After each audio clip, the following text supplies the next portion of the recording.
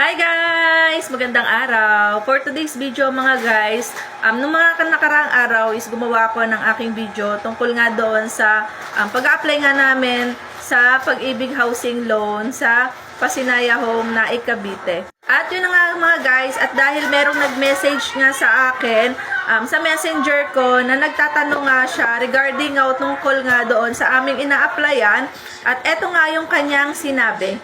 Eto nga yung sabi nga ni ma'am, wow naman, paano daw po mag-apply at kung legit po ba daw yung aming in-applyan.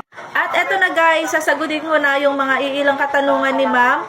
At syempre, para magkaroon na rin po kayo ng idea tungkol nga sa pag-a-apply nga ng housing loan, kung gugustuhin nyo nga rin na mag-apply nga ng mga ganitong klase ng pabahay.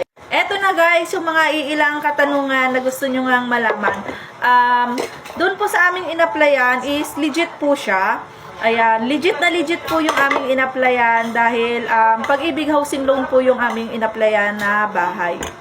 Pagdating naman guys sa pag-a-apply nga dito sa aming kinuha, ayan, bibigyan ko kayo ng mga iilan na gusto nyong malaman pagdating sa pag-a-apply. Ang kailangan lang naman po dito guys sa pag-a-apply nga sa mga ganitong klase ng housing loan, ayan, dapat po kayo ay at least nagtatrabaho, local employed, or kahit kayo po ay OFW, ay pwede po kayong makapag-avail po ng mga ganitong klase ng bahay. At yung mga kailangan lang naman guys na hinihingi nila ay dapat po kayo po ay at least sumasahod kayo ng minimum wage. At syempre guys, dapat kayo rin ay meron o kayo ay Pag-ibig member. Dahil guys, isa yon sa kailangan sa pagkuha nga ng mga ganitong klase ng housing loan. Kayo po ay dapat ay Pag-ibig member at tuloy-tuloy po yung inyong paghuhulog.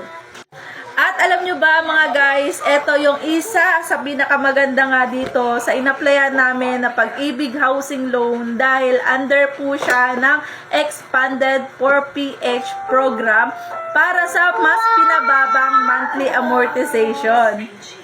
At hindi lang yan mga guys ha, alam nyo ba na ang 4PH program ay extended po siya para sa mga gustong magkabahay at syempre para sa mga gusto ring humabol para sa pag-a-apply nga ng mga ganitong klase ng pabahay. At ayun na nga mga guys, sana nabigyan ko kayo ng konting kaalaman pagdating nga dito sa pag-a-apply nga ng mga ganitong klase ng Pag-ibig Housing Loan. Ito pong aking i-share dito sa aking mga ginagawang video or ina-upload.